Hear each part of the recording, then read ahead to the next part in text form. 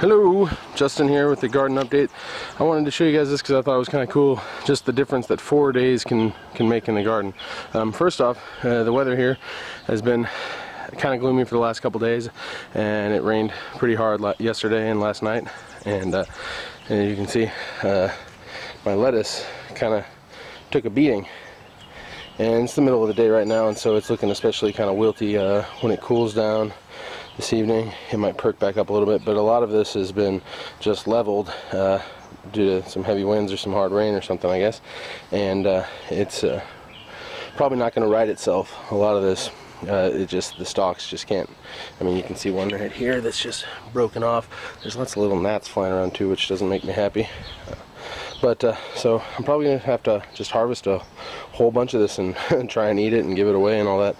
But since the last video 4 days ago on Cinco de Mayo, we've harvested like 2 pounds of lettuce out of here, and there's still just a ton. So anyway, moving on.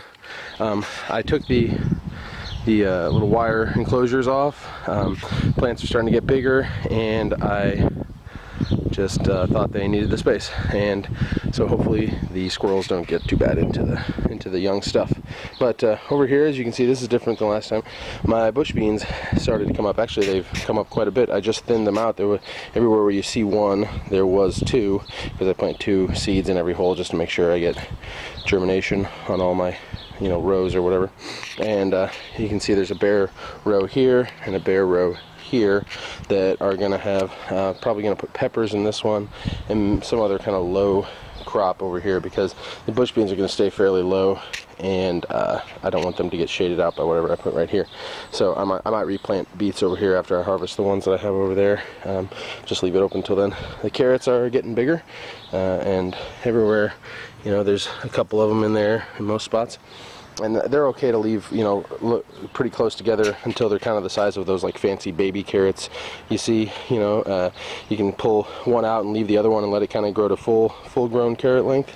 So they're okay to leave together. You don't have to thin them out this early. You thin them out once they're getting a little bit bigger. The Swiss chard is coming in, getting a little bigger, putting on true leaves. I just thinned them out, so you might see a couple that are kind of wilty because I actually transplanted them. But yeah, I just thinned them out.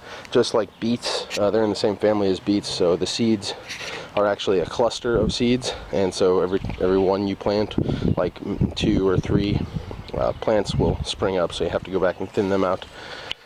And the tomatoes over here are doing pretty good. They're getting taller, the stalks are getting greener and thicker. This little guy right here is not doing real hot. He might have to play a little catch up, but we'll see. Oh yeah, sorry for the sweep. The squash there, there was 3 popped up there because I planted 3 seeds just to make sure, and I just thinned them out and left the biggest one in there. He's getting pretty big, so stoked about that. I love eating squash. And here's my other squash over here. Same deal, just thinned out the other 2. The tomatoes over here are doing really good. They're getting some really thick, I don't know if you can see because of the shadows, but thick green stalks on them. And once they're just slightly taller, I'll start training them up the trellis here. But they're not quite tall enough to kind of comfortably start weaving them into that nylon mesh trellis. I mean, it's accommodating stuff, but they're just not ready for it. Over here, kale, doing good. A bunch of turnip greens. I'm probably going to come back today and harvest some of the outer leaves on this, especially because they're kind of shading out the spinach. Which is doing pretty well, even though it's being kind of shaded out. Over here is more kale, collard greens, dinosaur kale, and then there's some mustard greens here, which came up kind of late, and they're getting a little bit munched on by the bugs. Everything has been a little bit just because it's wet. The pill bugs or show bugs, little roly-polies, and slugs and caterpillars, all that, when it's wet and cool out, they like to they can come out and crawl around and munch on things. So it's best to leave everything up here as dry as possible, just so that they don't come up and climb on your stuff.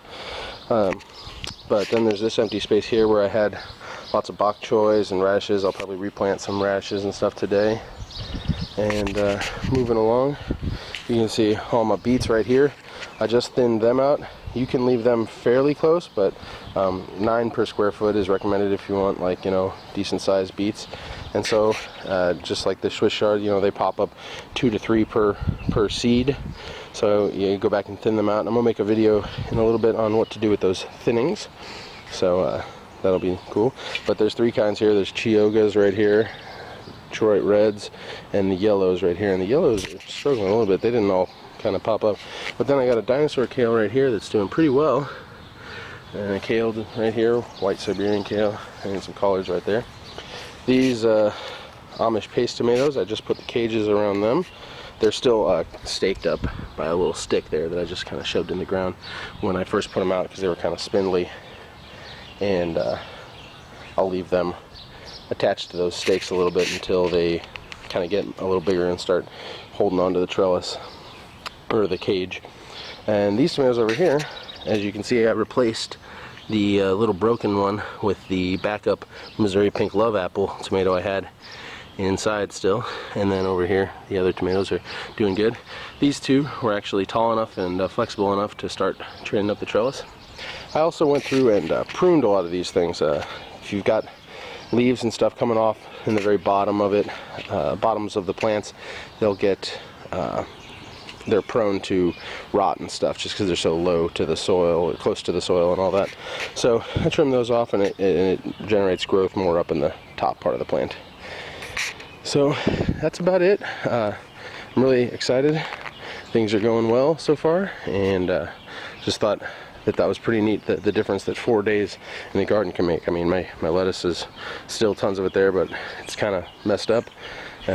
Carrots have gotten much bigger, beans have come up, tomatoes are doing great, the greens and stuff are doing really good. I start harvesting some leaves off of them, and yeah, so that's it. I'll see you guys on the next update.